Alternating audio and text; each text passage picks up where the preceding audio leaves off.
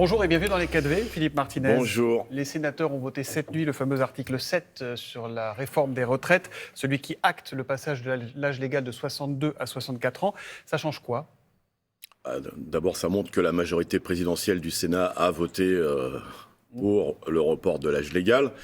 Ça ne change rien. Ça ne change rien dans la détermination et les mobilisations. Vous l'avez vu mardi, la 6e journée d'action a été la plus forte en termes de mobilisation dans les rues, et y compris dans des mouvements de grève dans de nombreuses entreprises. Donc la détermination est toujours là. Quand il y a une réforme aussi injuste, et tout le monde maintenant le reconnaît, eh bien, je pense que les salariés, les citoyens sont mobilisés plus que jamais. Sauf que le texte poursuit son chemin parlementaire. Dans une semaine, si le calendrier est à peu près tenu, le texte sera voté par l'Assemblée ou adopté via l'article 49.3.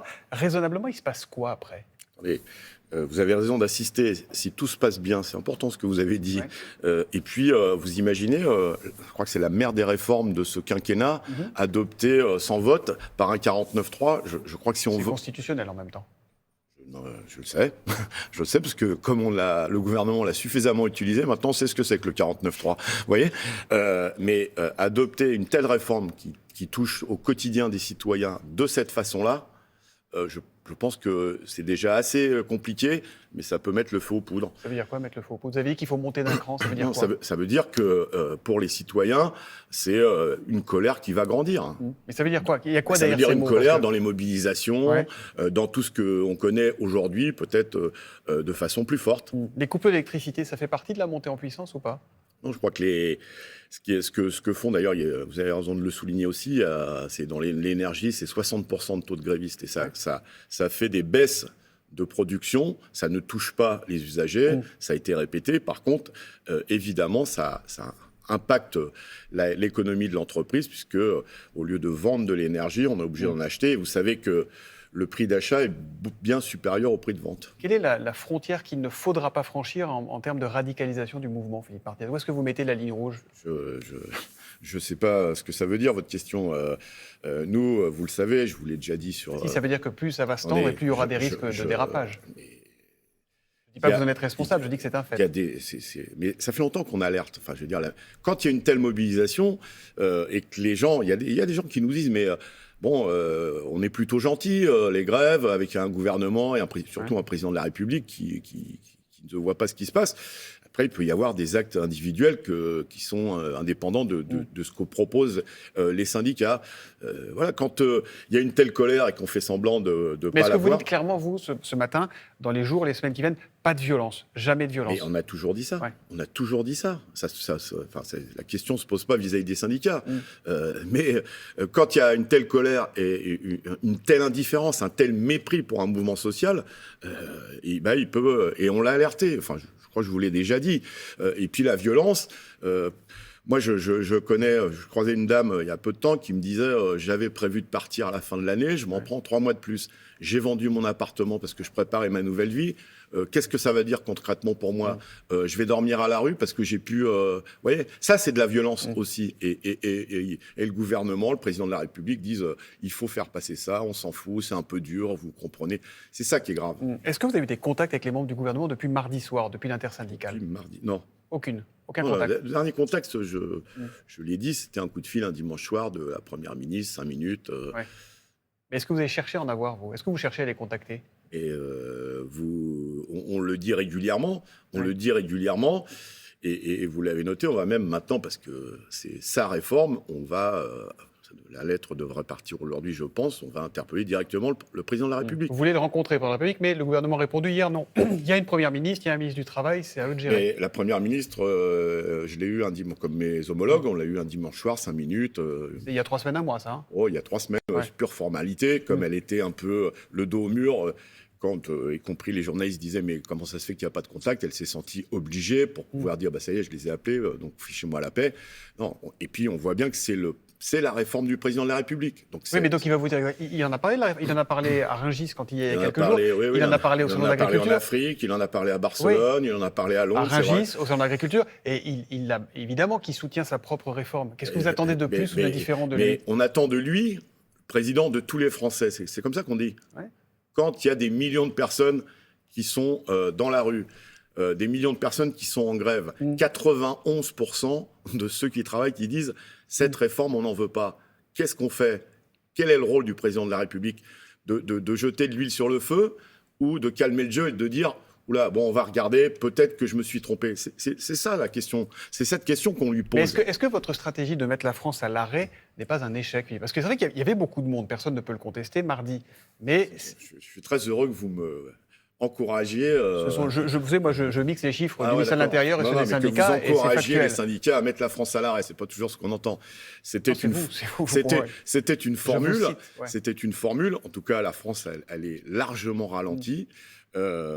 Et ça va continuer, et je vous l'ai dit, ça ne peut que s'amplifier si on continue à avoir autant d'indifférence et autant de mépris du côté du pouvoir. En fait, vous êtes marrants tous, parce que vous les syndicats, vous êtes prêts à discuter. Je suis content que vous me trouviez marrant. Non, mais à condition que le gouvernement soit d'accord avec vous, et le gouvernement, il est prêt à discuter à condition que vous soyez d'accord avec sa réforme. Je veux dire, on peut pas aller loin comme ça. Mais nous, on a une légitimité. Le gouvernement aussi. 91%, mais vous regardez les sondages quand même. Oui, mais je regarde tout, moi. Mais les sondages, là, je vous parle. Je regarde aussi les élections. Regardez les sondages. Oui. Et donc, vous avez vu que cette réforme est très populaire. Ouais, elle est très impopulaire, cette réforme. Merci. Ouais. Donc, ce qui s'est dit au présidentiel, dans des formes qui mériteraient, on n'a pas le temps d'en discuter, parce qu'on en a déjà discuté, quand on est à l'écoute du pays, il l'a dit, j'ai changé, je vais écouter. Qu'est-ce qu'il fait en ce moment? Il écoute? J'ai pas l'impression. Oui. Mais ce n'est pas une position irresponsable de part et d'autre. Ça va se finir par le chaos, cette affaire, non? Vous ne pouvez pas renvoyer et l'exécutif et le président de la République dos à dos avec le peuple. Vous ne pouvez pas faire ça. Cette réforme, on nous a dit c'est une réforme de justice. Aujourd'hui, tous les ministres y rament. Il y en a même un qui nous a accusés d'être responsables de la sécheresse. On a fait la danse de la pluie d'ailleurs mardi. Vous voyez, c'est efficace. C'est efficace, il pleut maintenant. On nous a accusés de pénaliser les pauvres petits-enfants parce qu'à cause des grèves, à cause de la mobilisation, ils ne pourraient pas être vaccinés. Vous croyez que c'est sérieux comme réponse?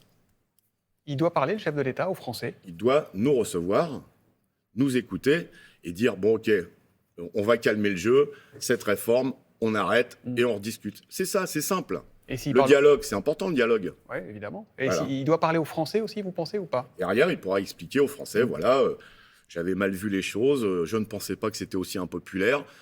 On arrête tout, on se remet autour de la table, on discute d'autres mesures, et il y en a plein d'autres mesures qui permettent non seulement d'améliorer le système de retraite actuel, mais de le financer, etc., etc. Vous ne parlez plus d'Elisabeth Borne, vous ne parlez plus d'Olivier Dussopt, ils sont disqualifiés pour continuer à mener cette réforme ou pas? Je vous ai dit qu'on leur a parlé. Oui, il y a 3 semaines au téléphone, 5 minutes. Mais est-ce qu'ils sont disqualifiés aujourd'hui? Ce ne sont plus pour vous des interlocuteurs? Mais on sent bien, on leur a parlé, c'est la réforme du... Pardon, c'est la réforme du président de la République. Donc on s'adresse maintenant à celui qui commande. Et s'il continue à dire non? On verra. C'est-à-dire? On verra. Pour l'instant, il y a une prochaine journée de mobilisation samedi, parce qu'on essaye d'alterner les week-ends et les semaines, parce que le week-end permet d'élargir. On l'avait vu le 31 janvier. Il y a une autre journée de mobilisation qui est prévue la semaine prochaine, au moment de la commission mixte. Mercredi. Normalement, ça sera mercredi. Ça peut bouger? C'est pas le calendrier, c'est pas moi, c'est le gouvernement. Donc vous mettrez sur... C'est pas forcément le 15, ça peut être le 16 si la commission mixte paritaire... C'est le 15, mais si la commission mixte paritaire fait le 16, on fera 15 et 16. 15 et 16, d'accord. Vous avez prévu de passer la main, Philippe Martinez, lors du congrès de la CGT qui va se tenir à la fin du mois à Clermont-Ferrand. Le passage de flambeau entre vous et sans doute celle qui va vous succéder, puisqu'il y a 2 candidates et d'ailleurs, il y a 2 candidates? Principalement, j'ai dit. C'est pas vrai, c'est pas bon, ça? J'ai entendu, j'ai écouté la radio ce matin, j'ai appris qu'éventuellement il pouvait y avoir une 2e candidate. Oui. D'ailleurs, je vais faire le point aujourd'hui avec ce que Il y a Marie Buisson qui est votre candidate, celle que vous soutenez, et il y a Céline Verzelletti. Elle n'est pas candidate, Céline Verzelletti? Pour l'instant, non, mais j'ai entendu, j'ai écouté la radio ce matin, j'écoute les nouvelles et j'ai appris qu'elle pourrait l'être. Donc tout à l'heure, on va faire le point à la CGT. Céline Verzelletti, c'est la plus ancienne au bureau confédéral avec moi, ça fait plus de 8 ans qu'on est... Ça n'a pas l'air de vous faire plaisir qu'elle soit candidate, elle, si elle l'est. Non, mais attendez, pourquoi vous interprétez mes propos? Je vous explique, ça fait plus de 8 ans... Je sens chafouin. vous ne me connaissez pas quand je suis chafouin. Ça fait plus de 8 ans qu'elle est au bureau confédéral. Elle est arrivée en même temps que moi, vous voyez. Ouais. Et puis, elle est normalement retraitable puisqu'elle elle fait partie de l'administration pénitentiaire et qui a un régime particulier. Donc, il faut qu'on fasse le point. Ceci dit, vous avez noté que, alors que ce n'était pas évident il y a quelques mois, quand j'ai dit que ça serait bien que ça soit une femme, aujourd'hui, il n'y a plus de discussion. Je peux vous poser ma question quand même ou pas? Le passage de relais, il se fait vraiment fin mars ou vous allez jusqu'à la fin du conflit et le passage de relais se fera après? Ah non, le congrès, c'est fin mars. Ouais, donc le passage de relais se fait à ce moment-là. Ah oui, oui. Ouais. Et vous savez, il y a de la continuité à la CGT. C'est pas les hommes et les femmes providentiels qui comptent chez nous. On n'est pas comme M. Macron. Nous, c'est un collectif. Et vous inquiétez pas, si la réforme est toujours là, ça continuera malgré le changement de responsable à la CGT. Vous couperez la moustache une fois que vous n'aurez plus besoin de faire peur, Philippe? Pourquoi? Non, Elle vous plaît pas, ma moustache? non, bon, j'aime bien votre moustache. Bah alors. Vous la garderez. On verra. Bon, vous allez faire de la politique. Je vous tiendrai au courant. Vous allez faire de la politique après? Quoi? Il y a plein de choses à faire. Premièrement, je retourne dans mon entreprise le Chez 3, Renault. le 3 avril. Et puis après, on verra ce que je fais. Je m'occuperai, mais je serai toujours dans les manifestations si c'est ce qui vous inquiète. Peut-être pas, sûrement pas derrière la banderole de tête, mais avec mes petits camarades, tranquille, Merci de nous avec mes rassurer. baskets. Merci Philippe Martinez d'être venu dans Télématin.